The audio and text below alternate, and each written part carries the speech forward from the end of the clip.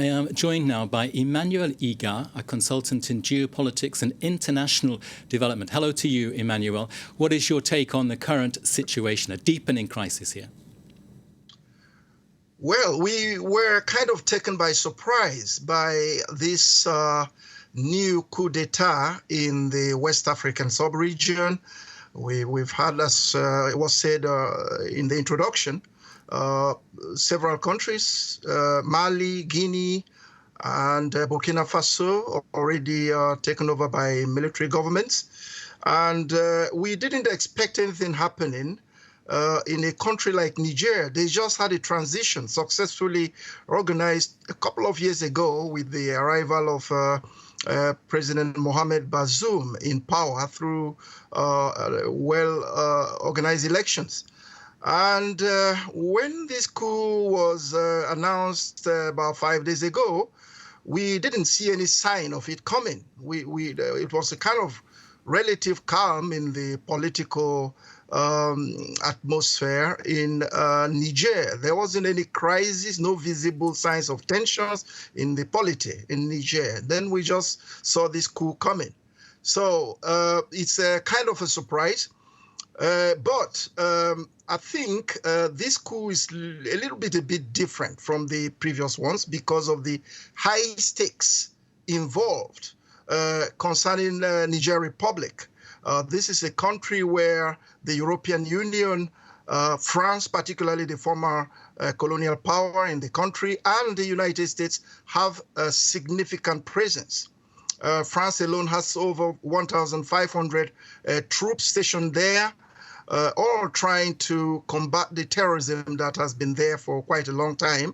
And actually, one of the reasons the coup plotters gave was that these international cooperation forces have been there for over 10 years, and nobody's seen any result on the ground in terms of the insecurity. And they talked about corruption. But we never knew this was going to kind of build up into a stage whereby they would have to stage a military coup to overthrow the government. Emmanuel, thank you so much for that. Stay with us for a moment. I'm going to turn now to our international affairs editor, Doug Herbert. Now, we've got now a situation with France saying it's going to pull out French nationals and other European citizens. We've got Italy saying it's going to pull out its citizens. Why now? Why are we seeing this now? Why now and why this move in general? With the coups in the aftermath of Burkina Faso, Mali, France did not go this far. It did not pull out its French nationals living in the country or other European nationals. They stayed in place. So what makes this coup different enough that they deem it necessary to have this evacuation of French citizens? Listen, the images we saw, the violence against the French embassy in Niamey, the capital, on Sunday, obviously are a big part of this equation. It shows that tensions are high and taut. Now, what's interesting, and we were speaking to the Niger ambassador to the U.S. last night, who said that this anti-French sentiment is not necessarily monolithically widespread all across Niger. There are regions of Niger where there have actually been rallies in support of Mohamed Bazoum, where anti-French sentiment is not perhaps as high as those images would suggest in Niamey. What the French foreign minister has said about those images is that those people taking part, a lot of that, it was not a spontaneous rally. It was extremely violent. Molotov cocktails were involved.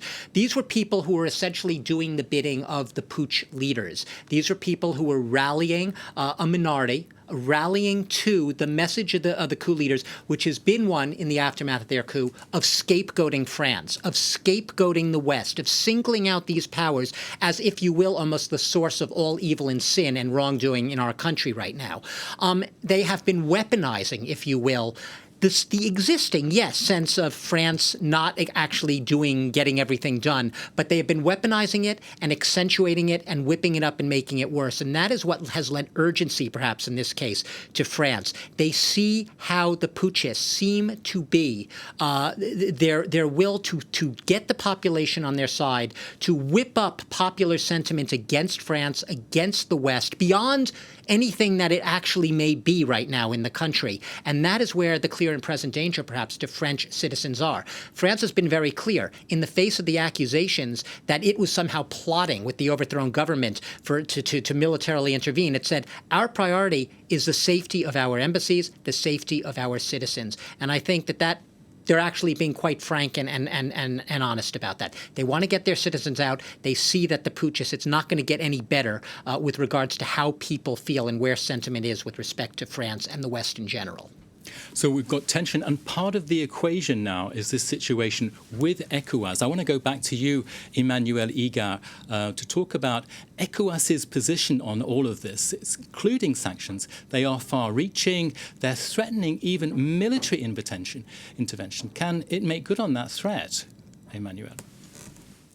Well, it's too early to say. The two previous coups d'etats, or three, Mali, Burkina Faso, and Guinea took the same. They went through the same process, with ECOWAS taking tough stance, placing stringent sanctions, and this didn't force the putschists to back off. They still stayed in power and pushed the West African organization to negotiation and to some kind of compromise that would leave them in power for, I think, up to like to 2024 for, I think, Mali and Burkina Faso, and in fact, Guinea too. So probably we are going to get the same kind of scenario in Niger. I don't really see how the tough sanctions being announced now can push, putschists that have actually captured power and are in place, and are actually also, like Douglas said, are getting the support of the two direct neighboring countries, Niger, that is Mali and Burkina Faso, which are under military governments now. So they are being supported by those countries. That will embolden them to stay in power and take a tough stance towards ECOWAS. Well, the sanctions are very far-reaching, as you said. No flights between Niger and the rest of ECOWAS. Niger accounts being frozen in all the other ECOWAS countries. And especially there is this threat of military intervention, which has not been ever done in the ECOWAS member countries, any member country that was placed under military rule by coup d'etat before. So we don't know if they will be able to go to that extent. Although the Nigerian President Bola Tinubu made it a point of honor for himself, to state when he was elected as chairman of ECOWAS recently, that he was going to do everything to stop this spate of coup d'etats in West Africa. But this Niger coup d'etat just comes shortly after the declaration by the president. So he's going to take it probably almost personal to ensure that he gets some tangible results from his intervention and the intervention of ECOWAS under his leadership in Niger Republic. Emmanuel, it's Doug Herbert here. Just curious, building on what you just said, do you think ECOWAS is going to be at all intimidated or forced into reconsidering its threat of military intervention now that Mali and Burkina Faso have given this warning? Yes, I think ECOWAS will probably have to tread very cautiously. They know that. The threat of military intervention is part of the negotiating chips. They just put it there. They keep it dangling over the head of the Niger putschists. It's not necessarily sure that they are going to go up to that stage. Now, they've been emboldened by the support of Mali and Burkina Faso. But I think above that, they are counting on this anti-French sentiment, anti-Western sentiment that you were referring to earlier, which they are going to use very massively to mobilize the youths in Niger Republic and beyond Niger Republic in the rest of West Africa and even Africa generally, where I think the coup is becoming more and more popular. This new coup in Niger, it's like the African youths are seeing, this military change of government, since they don't trust the civilian politicians anymore, seeing it as the way to, break off from the control of Western powers that they consider have been holding the development of African countries a little bit to the ground, which is something which everybody can appreciate from his own angle. But this is something that is really gaining ground in Africa, generally amongst the youths. Thank you so much, Emmanuel, for that. So what we've got here now is evacuations taking place. We have tension in the region. We have military threats. But there's another thing in this equation now about disinformation. Tell us about that. The disinformation. Listen, Niger is a country where 2/3 of the population is illiterate.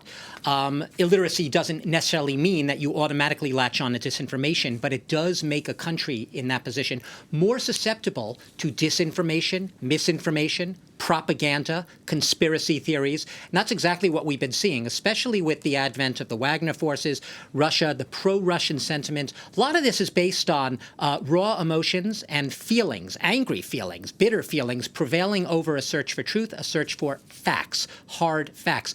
The French forces, the propaganda, the disinformation in Niger has very much tried to tie together, on the basis of zero proof, zero factual evidence, French forces somehow colluding with or helping the terrorists, the actual terrorists in Niger against the people. There has been on social media in Niger reports where French parachutists were coming in, were parachuting in to deliver weapons or help to terrorists on the front in Niger. There have been images of markets on fire, market fires, which were apparently set by in a French strike, some sort of airstrike, this fire, in order to somehow help the terrorists. This notion of trying to tie the French military presence and forces to a collaboration with the terrorists, the very reason they're there to fight, fighting against the terrorists. This has actually gained a lot of ground. It's found fertile ground in Niger in the absence of people to debunk the disinformation, to counter it with actual facts and real reporting. So you really are right, Nick, for emphasizing this. The role of the information wars, the role of disinformation and propaganda in whipping up anti-Western and more specifically anti-French sentiment in Niger. This is going to be something that's ongoing and very potent in the days, weeks, and months ahead. I want to thank you, Doug, and I also want to thank you to Emmanuel Igah, who's been contributing to this discussion about the deepening and unfolding crisis in Niger, which we will be covering in full here on France 24. Thank you so much.